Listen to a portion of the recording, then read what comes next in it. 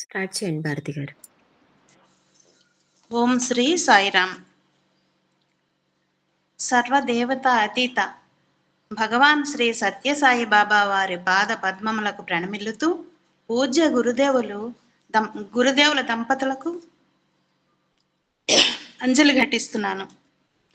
అలాగే శ్రీ పార్థసారథి గారికి, పద్మాబయన గారికి నా హృదయపూర్వక సాయిరామ్. ఆత్మబంధువులందరికీ నా ప్రేమపూర్వక సాయిరామ్. సాయిరామ్ నిన్నను శ్రీమతి రేగుల సామ్రాజ్యం గారు చదివారు. అక్కడి నుంచి మనం కంటిన్యూ చేద్దామండి. సాయిరామ్. దసరా పండుగ రోజులలో అక్టోబరు 17వ తేదీన బాబా ప్రశాంతి నిలయంలోని ఆడిటోరియం ఇక మీదట పునంచంద కమాని జ్ఞాపకార్థం పూర్ణచంద్ర హాలుగా పిలువబడుతుందని ప్రకటించారు.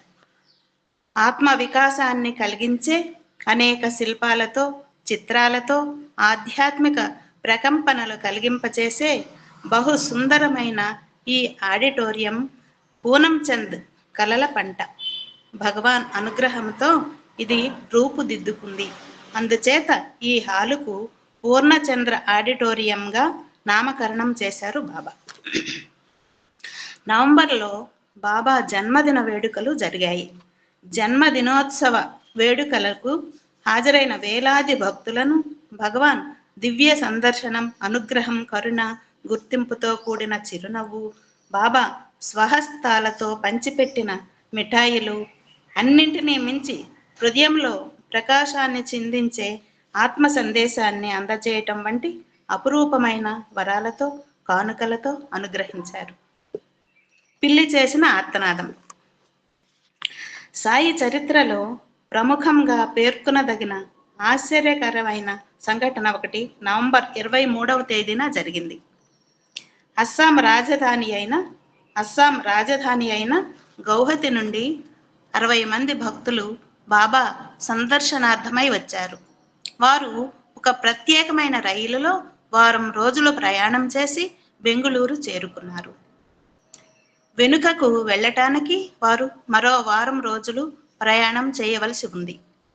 అంత కష్టపడి ప్రయాణం చేసి వచ్చిన వారి భక్తి విశ్వాసములను మెచ్చి బాబా వారికి దర్శనం అనుగ్రహించి ప్రార్థనా మందిరంలో కాసేపు ఆధ్యాత్మిక చర్చలు జరిపారు. అత్యంత విలువైన విభూతిని వారి చేతులలో బహుమానంగా ఉంచారు. ఈ బృందంలో లాఖీ అనబడే ఒక అమ్మాయి కొంచెం విభూతి ఇచ్చిన తర్వాత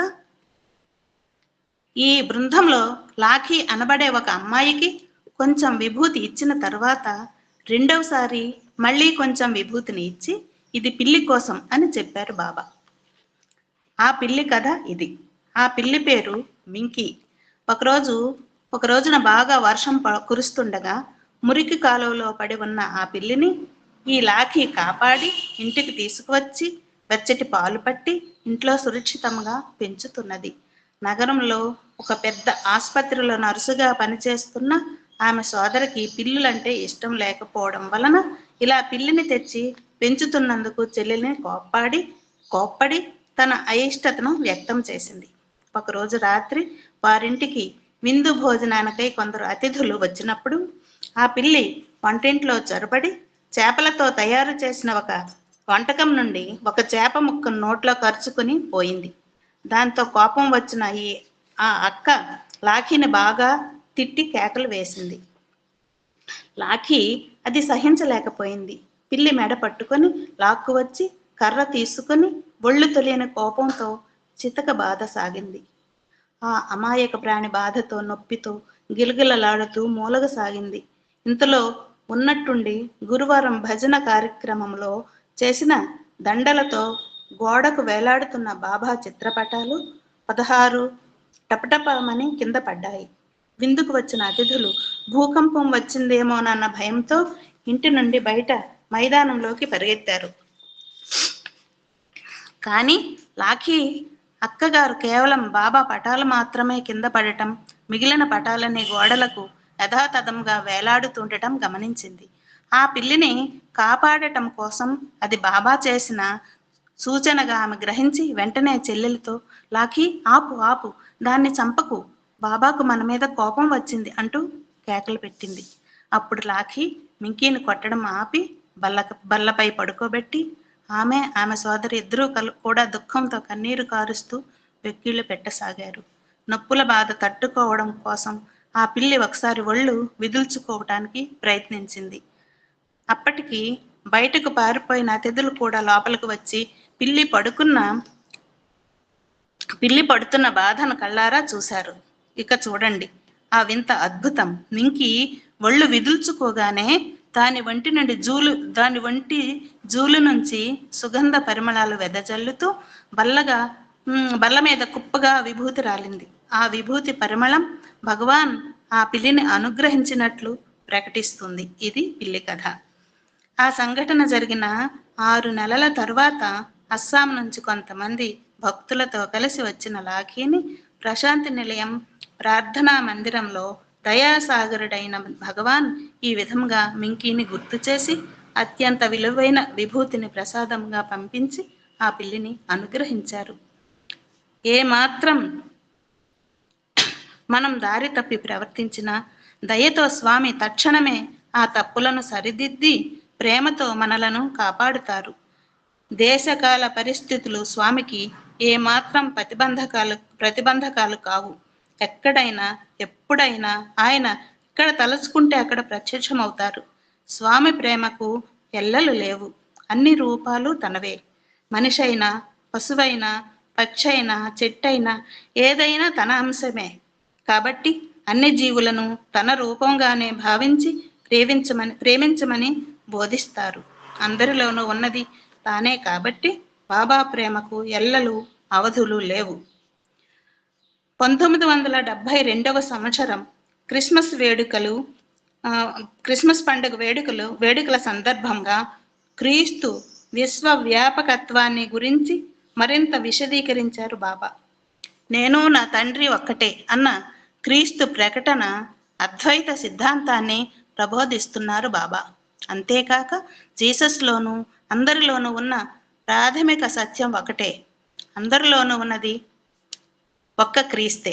అందరూ ఉన్నది ఆ ఒక్క క్రీస్తులోనే అని తెలియజెప్పారు.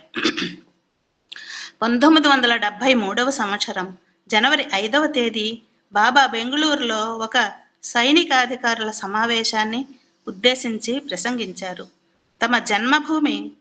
తన జన్మభూమిని కాపాడటానికై కంకణం కట్టుకున్న వీర జవానులకు తమ మాతృభూమి యొక్క గొప్పతనాన్ని తెలియజేయటం కోసం వచ్చే ప్రతి అవకాశాన్ని బాబా తప్పక వినియోగించుకునేవారు. ఎందుకంటే మాతృభూమి సంరక్షణకై పోరాడే సిపాయిలంటే స్వామికి ఎంతో అభిమానం. వారి హృదయంలో ధైర్యాన్ని, ఉత్సాహాన్ని ప్రేరేపిస్తారు బాబా. తాము భౌతికంగా దూరంగా ఉన్నా, దగ్గరగా ఉన్నా తమలోనే ఉండే బాబా ఆశీస్సులు, అనుగ్రహం వారికి ఎంతో అవసరం. జనవరి 14వ తేదీ బాబా వేలాది భక్తులను ఉద్దేశించి ప్రసంగిస్తూ ఈ అద్భుతమైన ప్రపంచాన్ని సృష్టించిన భగవంతుని కళా నైపుణ్యాన్ని భక్తి శ్రద్ధలతో గౌరవించండి. అద్భుతమైన శక్తి, ప్రేమ, జ్ఞానములతో ఈ ప్రపంచమును, అందమైన పాలపుంతలను, గ్రహములను, తోకచుక్కలను, నక్షత్రములను, పశుపక్షాదులను, క్రిమి కీటకాదులను, చెట్టు చేమలను, అనేక విచిత్రమైన జీవులను సృష్టించిన ఆ సృష్టికర్త ధీశక్తికి నివాళులు అర్పించండి. ఈ సృష్టిలోని ప్రతి అణువు మీకు కావలసిన స్ఫూర్తిని, సూచనలను, ఉత్సాహాన్ని అందజేస్తుందని ప్రబోధించారు. 25 సంవత్సరాల క్రితం మద్రాసులోని గిండీలో తాను ప్రతిష్టాపన చేసిన షిరిడీ బాబా ఆలయంలో ఒక గొప్ప ధ్వజస్తంభాన్ని ఆవిష్కరించటానికై జనవరిలో బాబా మద్రాసు వెళ్ళారు. మానవాళి అభ్యుదయానికై బాబా ప్రబోధించిన సూక్తులు ఈ ధ్వజ స్తంభం యొక్క పీఠ భాగాన చెక్కబడి ఉన్నాయి.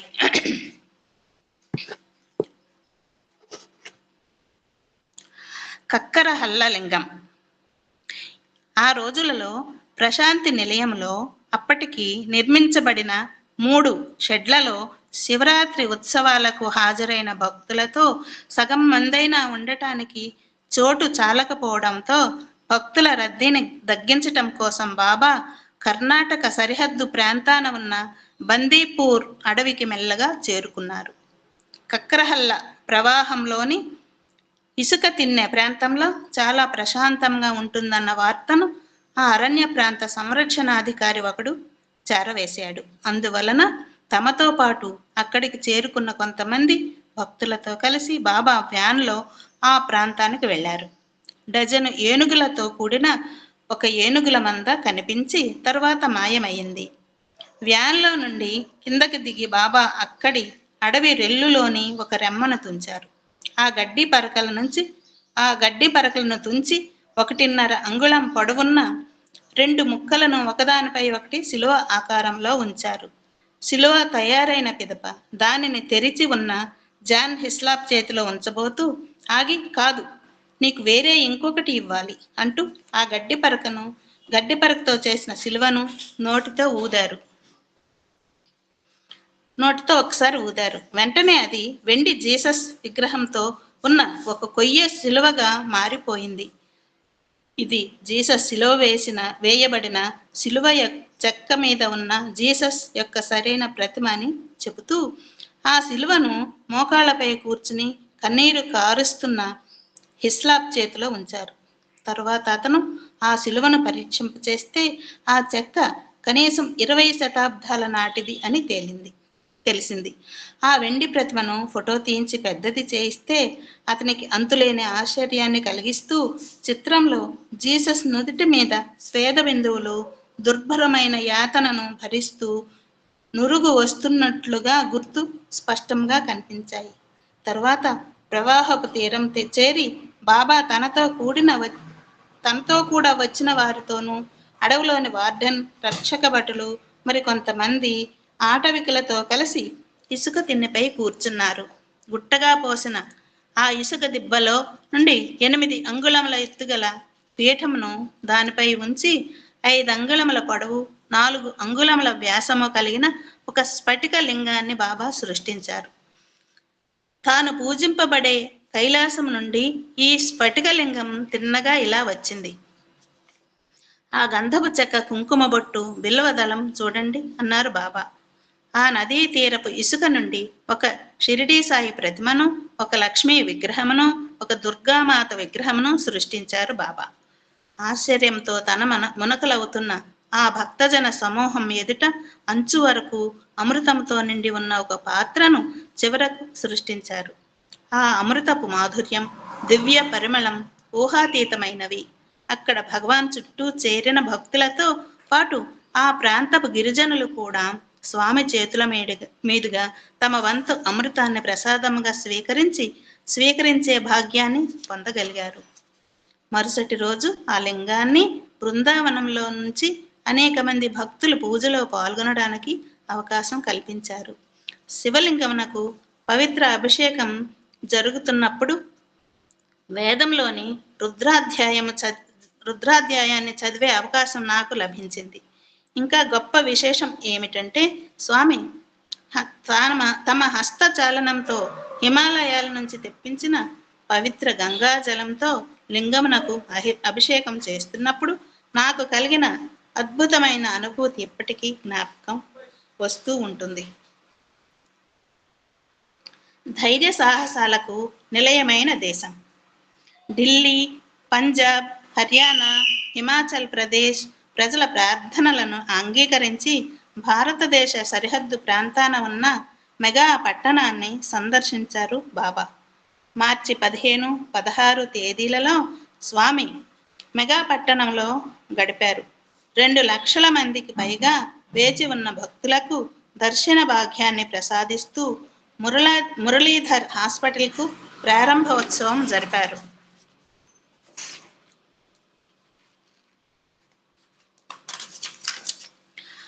ఈ అద్భుత దృశ్యాన్ని కళ్ళారా చూసిన శ్రీ సోహాన్ లాల్ ఇంత స్వల్ప కాల వ్యవధిలో కేవలం నోటి మాటలతోనే బాబా ఆగమన వార్త ప్రజల్లో ఇంతగా పాకిపోవడం, ఇన్ని లక్షల మంది ప్రజలు భగవాన్ దర్శనాన్ని పొందగలగడం అత్యాశ్చర్యకరమైన విషయం అన్నారు. పంజాబ్ ధైర్య సాహసాలకు పేరెన్నికగన్న ప్రదేశం. భగవంతుని ఎందుండే విశ్వాసంతో లభించే ఆధ్యాత్మిక శక్తి, ఉత్సాహాలకు కూడా పంజాబ్ గొప్ప పేరు సంపాదించాలి. చలించని బుద్ధిని, స్థిరమైన మనస్సును ప్రసాదించమని భగవంతుడిని ప్రార్థించండి అని బాబా భక్తులకు బోధించారు. మెగా నుండి బాబా కారులో సిమ్లా వెళ్లారు. రెండు ప్రాంతాలకు చెందిన గ్రామాల నుండి, లోయ ప్రాంతాల నుండి కూడా మొత్తం ఒక 40,000 మందికి పైగా భక్తులు భగవాన్ దర్శనానికై వచ్చారు. అంతమంది ప్రజలు ఇలా కలిసి ఒక దగ్గర కూడటం అన్న విషయం సిమ్లా చరిత్రలోనే లేదు. మానవుడు అంతరిక్షాన్ని పరిశోధించి సముద్రపు లోతులను పరిశీలించినప్పటికీ భూమి మీద శాంతిగా జీవించడం ఇంకా అతడు నేర్చుకోవాలి. శాంతి సంతోషములను కోరుకుంటున్నాడు, కానీ వాటిని ఎలా పొందాలో తెలుసుకోలేకపోతున్నాడు. తుచ్చమైన భోగాల వెంట, క్షణికమైన సుఖాల వెంట పరుగులు తీస్తున్నాడు. చెప్పేవారి సంఖ్య చాలా ఎక్కువే, కానీ ఆచరించేవారే తక్కువ అన్నారు బాబా. ఏవో పై వాటి మీద కాక మూలాధారమైనవి సాధించడం మీద దృష్టి పెట్టండి అని ప్రజలకు బుద్ధి చెప్పి ఆజ్ఞాపించారు. మరునాడు బాబా కొండచెరియ ప్రాంతంలో ఒక ప్రసంగం, తన నివాస గృహమైన వుడ్ విల్లీ ఆవరణంలో ఒక ప్రసంగం, మొత్తం 2 ప్రసంగాలను చేశారు. మంచుతో కప్పబడిన రహదారిలో ప్రయాణం చేసి ఇంకొక రోజున బాబా కుఫ్రీ, ఫాగు ప్రాంతాలను సందర్శించారు. ఈ 2 ప్రాంతాల నుండి చూస్తే వెండి అంచులతో మెరిసే హిమాలయ శిఖరాలు గోచరిస్తాయి. మోకాలు లోతు వరకు మంచు కప్పబడి ఉన్నప్పటికీ 200కు పైగా స్త్రీ పురుషులు బాబాను అనుసరించారు. కొంచెం మంచు ముద్దను చేతిలోకి తీసుకొని బంగారు చెవులు సృష్టించి ఒక గిరిజన బాలికకు బాబా ఇచ్చారు. ఒక వృద్ధురాలికి ఉంగరము, చాలా మందికి విభూతిని ఇచ్చి స్వామి అనుగ్రహించారు. భగవాన్ హిమాచల ప్రదేశ్ యాత్ర ఎన్నో జీవితాలను మలుపు తిప్పింది. అక్కడి పట్టణ ప్రాంతాలకు, పల్లెలకు చెందిన ప్రజలలో చాలా మంది సాధకులు స్వామి సన్నిధిలో గడపటం కోసం ప్రశాంతి నిలయం వస్తూ ఉంటారు. బాబా దర్శనం కోసం, బాబా దివ్య సందేశాన్ని వినటం కోసం వచ్చే భక్తులకు ఢిల్లీలో 2 లక్షల మందికి పైగా కూర్చోగలిగే బహిరంగ మైదానం కూడా సరిపోయేది కాదు. ఆ బహిరంగ మైదానంలో ఉదయం, సాయంత్రం వేళలలో భక్తుల మధ్య తిరుగాడుతూ తమ దర్శనాన్ని అనుగ్రహిస్తూ రోగపీడితులకు వ్యాధి నివారణ చేసి ఉపశమనాన్ని కలిగించేవారు. విజ్ఞాన భవన్లో ప్రత్యేకంగా ఎంపిక చేయబడిన మంత్రులు, విద్యావంతులు మున్నగువారు సమావేశమైన సభలో ప్రసంగించారు బాబా. నైతిక విలువల పునరుద్ధరణ ఆవశ్యకతను గురించి ఆ కార్యక్రమంలో ప్రతి ఒక్కరూ నిర్వహించవలసిన పాత్రను గురించి వారికి వివరించారు. ఎంతో దయతో తమ అమూల్యమైన సమయాన్ని వెచ్చించి బాబా వందలాది మందికి వ్యక్తిగత ఇంటర్వ్యూలు ప్రసాదించి అనుగ్రహించారు. ముందుగా అనుకున్న ప్రకారం విమానంలో కాకుండా బాబా కారులో జైపూర్ వెళ్ళి త్రోవ పొడుగున వేలాది మంది భక్తులకు తమ దర్శన భాగ్యాన్ని ప్రసాదించారు. భగవాన్ జైపూర్లో శ్రీ సత్యసాయి స్త్రీల కళాశాలకు ఒక దేవాలయానికి శంకుస్థాపన చేశారు. 50,000 మంది భక్తులు పాల్గొన్న ఒక సభలో నిస్వార్థ సేవ చేయవలసిన ఆవశ్యకతను గురించి ప్రసంగించారు. పూనాలో 28వ తేదీన కొద్దిసేపు గడిపిన తర్వాత 28 నుండి 30వ తేదీ వరకు బాబా బొంబాయిలో గడిపారు. వల్లభాభాయి స్టేడియంలో క్రిక్కిరిసి కూర్చున్న 2 లక్షల మంది పైగా బొంబాయి వాసులను ఉద్దేశించి ప్రసంగించారు. తర్వాత బొంబాయి నుండి గుజరాత్లోని రాజ్కోట్కు ఒక ప్రత్యేక విమానంలో వెళ్ళి అక్కడ శతవార్షికోత్సవ సంబరాలు జరుపుకుంటున్న రాజ్ కుమార్ కళాశాలను ఆశీర్వదించి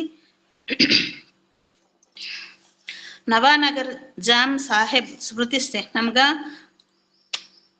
నిర్మించిన దిగ్విజయ సింగ్ భవన సముదాయాన్ని ఆవిష్కరించారు. ఆ సభను ఉద్దేశించి ప్రసంగిస్తూ బాబా కళాశాలలో చదువుకోవటం వల్ల విద్యార్థులకు వివిధ సాంఘిక ఆర్థిక స్థాయిల నుంచి వచ్చిన వారితో కలిసి మెలిసి జీవించటం చేతనవుతుంది. సహనం, సౌభ్రాతృత్వం అలవర్చుకుని తమ నైపుణ్యాన్ని, సద్గుణాలను పెంపొందించుకునే అవకాశం లభిస్తుంది అని ప్రబోధించారు. శివం. ఆంధ్రుల రాజధాని అయిన హైదరాబాద్ నగరంలో ఆంధ్రులకు పర్వదినమైన సంవత్సరాది పండుగ నాడు బాబా పవిత్రమైన శివం మందిరానికి ప్రారంభోత్సవం చేశారు. మీ అందరూ నూతన సంవత్సరం ఆనందాన్ని ప్రసాదించుగాక. మీ అందరకు నూతన సంవత్సరం ఆనందాన్ని ప్రసాదించుగాక. పేదలకు, నిస్సహాయులకు, వికలాంగులకు, రెక్కాడితే కాని డొక్కాడని పేద శ్రామిక జీవులకు సేవ చేయటం ద్వారా మీరు ఆనందాన్ని పొందగలుగుతారు అని బోధించారు బాబా. హైదరాబాద్ రిమాండ్ హోంలోని యువతను ఆశీర్వదించారు. భగవాన్, నాకు పిల్లలంటే చాలా ఇష్టం. నేను వారి పట్ల చాలా శ్రద్ధ వహిస్తాను. క్రమశిక్షణ పాటించటం, తల్లిదండ్రులను, పెద్దలను గౌరవించటం, మితంగా ఆహారాన్ని భుజించటం, చదువు కోసం, ప్రార్థనా ధ్యానాల కోసం తగినంత సమయాన్ని కేటాయించటం మొదలగు నియమాలు వారు పాటించేలా నేను చాలా శ్రద్ధ వహిస్తాను. ఈ నియమాలను పాటించడంతో పాటు చేతనైనంత సేవ ఇతరులకు చేయడాన్ని కూడా నేను ప్రోత్సహిస్తాను అన్నారు స్వామి. వేసవి శిక్షణా తరగతులలో స్వామి తమ ప్రసంగాలలో ముఖ్యంగా ఆదిశంకరుల వారి మొహముద్గర భజగోవిందం గురించి ప్రత్యేకంగా బోధించారు.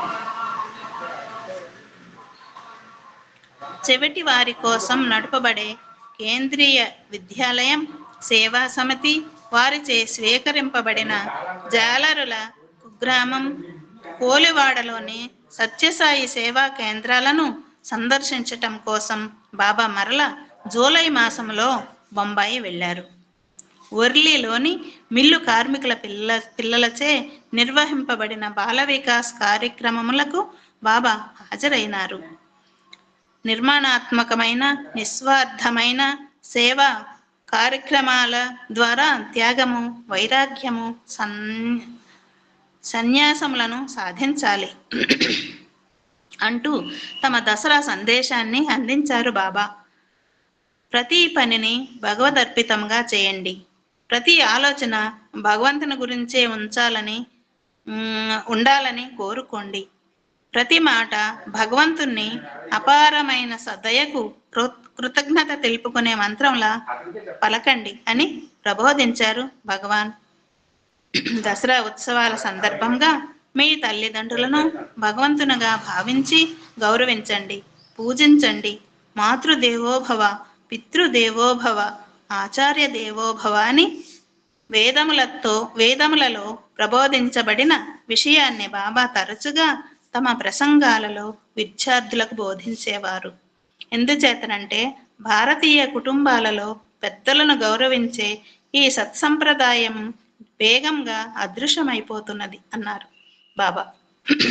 వ్యక్తి యొక్క నైపుణ్యం, అలవాట్లు, సద్గుణాలు అన్నీ వీక్షించేది ముఖ్యంగా జీవికి తొలి పాఠశాల అయిన ఇంటిలోనే.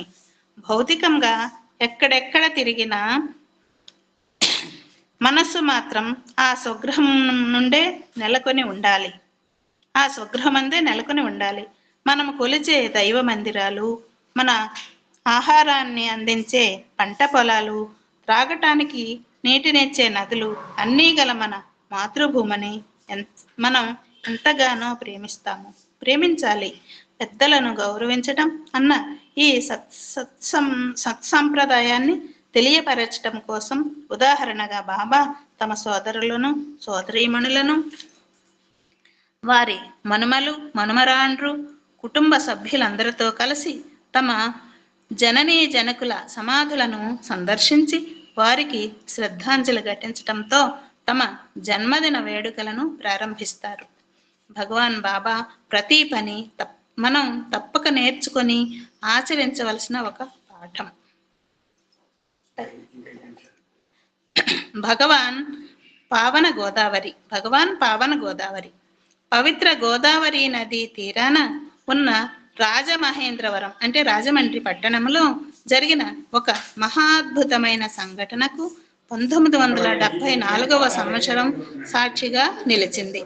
ప్రాచీన వైభవానికి అనేక మత సాంస్కృతిక సంస్థలకు 12 ఏళ్లకొకసారి పవిత్ర గోదావరి నదికి వచ్చే పుష్కరాల పుణ్యకాలంలో ఆ పావన గోదావరిలో స్నానం చేసి తరించాలన్న ఆశతో భక్తితో దేశం నలుమూలల నుండి వచ్చే యాత్రికులకు స్థావరమైన ఆ పట్టణం గొప్ప చరిత్రను కలిగి ఉంది. ఆదికవి నన్నయ్యకు ఇంకా అనేక మంది గొప్ప కవులకు పుట్టినిల్లు ఆ మహానగరం.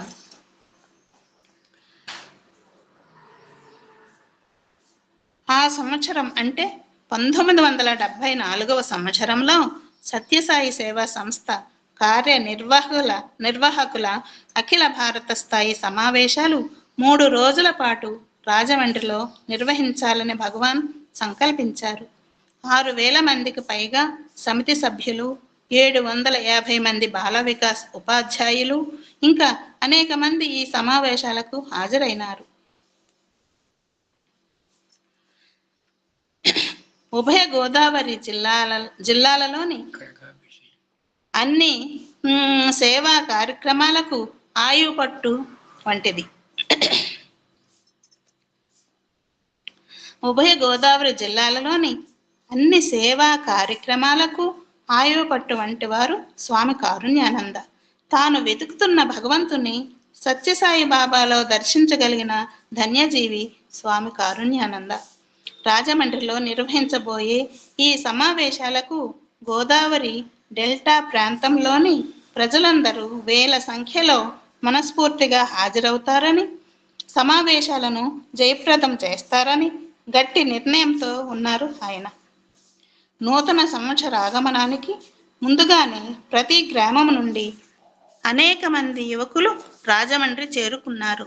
నేలనంతా చదును చేసి పందిళ్లు వేసి కాలువలు త్రవ్వి ఉత్సాహంగా సిద్ధం చేశారు ఆ యువకులు. స్వామి కారుణ్యానంద ఇంకా చాలు వద్దు అనేదాకా ధాన్యాగారమంతా వారు పప్పు దినుసులు ధాన్యాలతో నింపివేశారు. చాలా మంది గ్రామస్తులు తాము తెచ్చిన వస్తువులు ఇంకా స్వీకరించబడకపోవటం చేత నిరాశతో వెనుకకు తీసుకుని వెళ్ళవలసి వచ్చింది. స్త్రీలు వంటశాలలో ప్రవేశించి రకరకాల వంటలను సిద్ధం చేసే బాధ్యతను స్వీకరించారు. కడవల కొద్దీ పాలు, పెరుగు, నెయ్యి బస్సులలో పట్టణం నలుమూలల నుండి గ్రామాల నుండి తీసుకుని రాబడ్డాయి. సమావేశ ప్రతినిధులందరూ ఆ గోదావరి ప్రాంతానికి అతిథులైనారు. వారికి ఆతిథ్యం ఇవ్వటమే భగవంతునికి ఆరాధనగా అందజేశారు.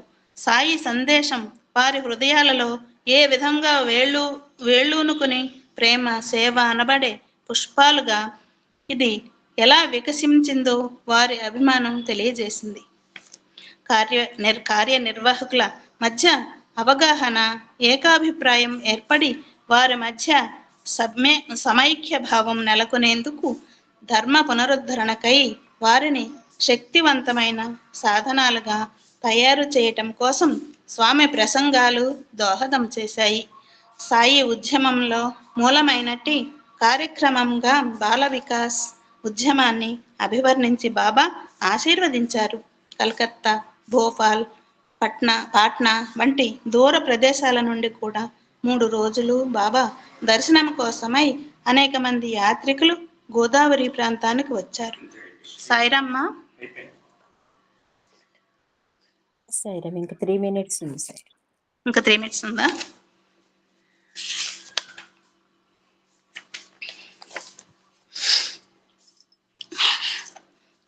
పల్లెలో ప్రశాంతి 1974వ సంవత్సరం ఫిబ్రవరి 3వ తేదీన బాబా బృందావనకు 6 మైళ్ళ దూరాన ఉన్న కన్నమంగళ గ్రామాన్ని సందర్శించారు. చుట్టుప్రక్కల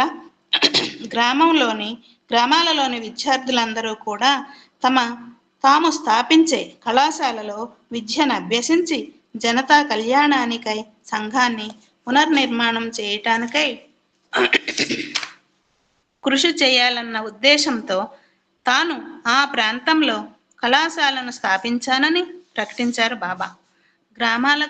గ్రామాలను గౌరవించాలని, తమ తమ బంధుమిత్రులతో కలిసి గ్రామాలలో నివసించాలని బాబా విద్యార్థులకు సలహా ఇచ్చారు.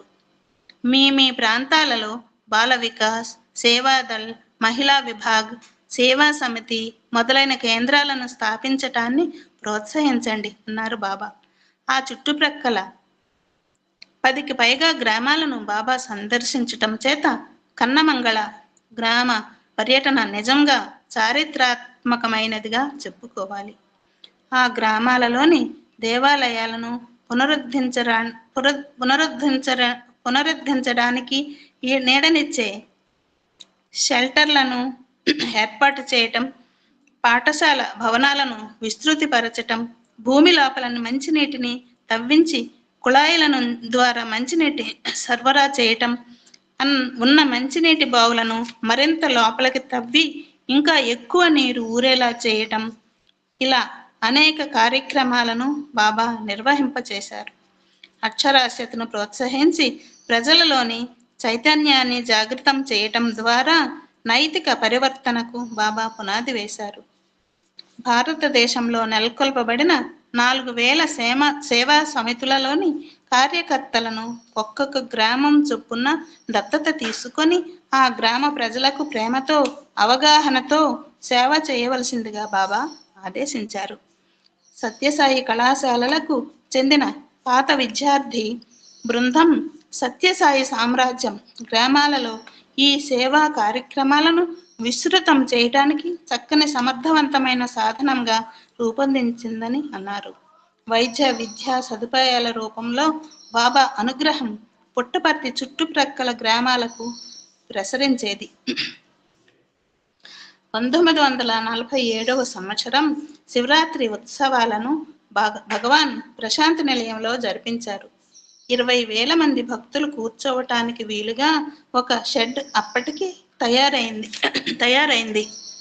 లింగం యొక్క మహత్యాన్ని గురించి వివరిస్తూ బాబా సృష్టి అంతా ఎందులో నుండి ఆవిర్భవిస్తున్నదో, మరలా ఈ సృష్టి అంతా ఎందులో లయిస్తుందో అటువంటిది అది.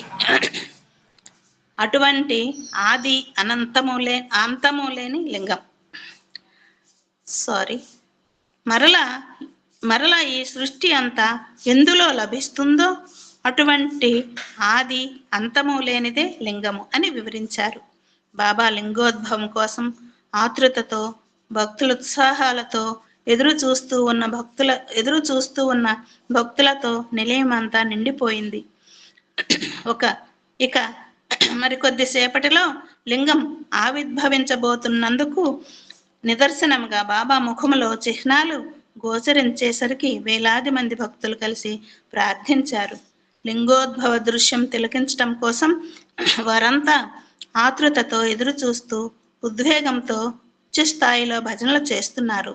భక్తుల ప్రార్థనను మన్నించి శివతత్వానికి ప్రతీక అయిన లింగం అండాకారంలో ఎప్పటికంటే కూడా పెద్దదిగా బాబా భౌతిక శరీరం నుంచి ఆవిర్భవించి ఉదరం నుండి క్రమంగా కంఠం వరకు చేరి నోటి నుండి బయటకు వెలువడగానే బాబా ఆ లింగాన్ని చేతులతో బాబా పైకి ఎత్తి పట్టుకొని భక్తులందరికీ కనపడేలా చూపించారు.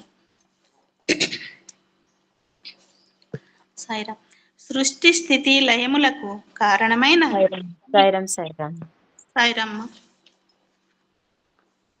సాయిరామ్మ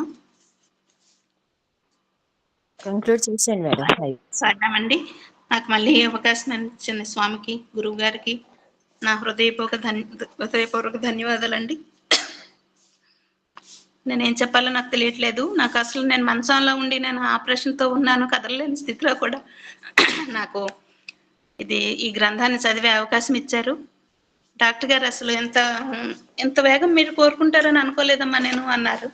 నాకు అది ఎందుకంటే ఈ చదవటం, ఈ సత్సంగాలు వీటిలో నేను ఇలా చేరుతున్నాను. నాది ఒకవేళ ఒక్కసారి నా సెల్ పని చేయకపోతే మా వారి సెల్ తీసుకొని అందులో జాయిన్ అవుతుంటానండి.